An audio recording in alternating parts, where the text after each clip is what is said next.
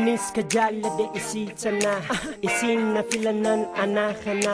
walirra barenaa nu lameni addaan baane jettee yaadawini si qofa filadhee onneedhaani qalbii na seentee jaalalani bareechee si tolchee amalani kanaarra biitii atiin tuni jaalaleetiya summaatuutiya narra yaadawin halkanii guyyaate jaalaleetiya summaatuutiya narra yaadawin halkanii guyyaate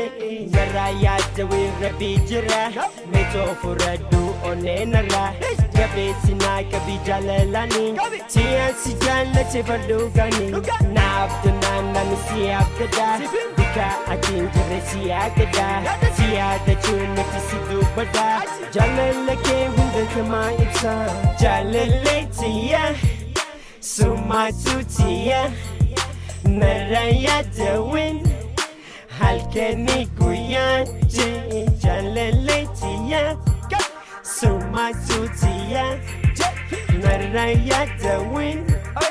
halkanii guyyaate anis ka jaaladhe barsii qofa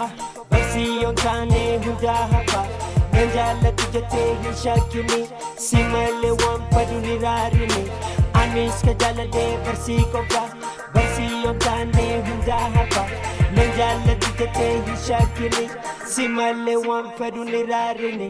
takkaasiin daganne guyyuun si dubbada hamtuun siin tuqini rabbiin gaafada karaa keetiin dhufman ani sufin beeku yaada kiyya hunda si qofa ka beeku jaalaleetiya summaatuutiya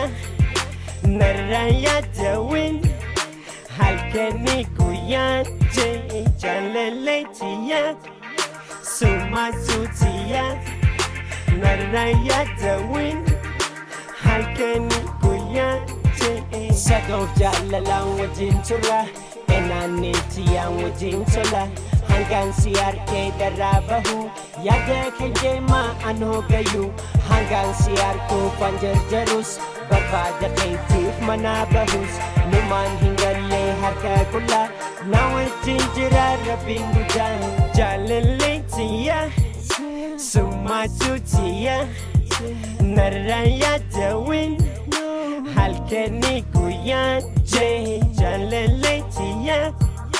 summaatuutiya narra yaadawin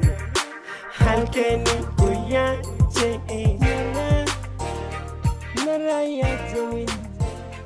narra yaadawin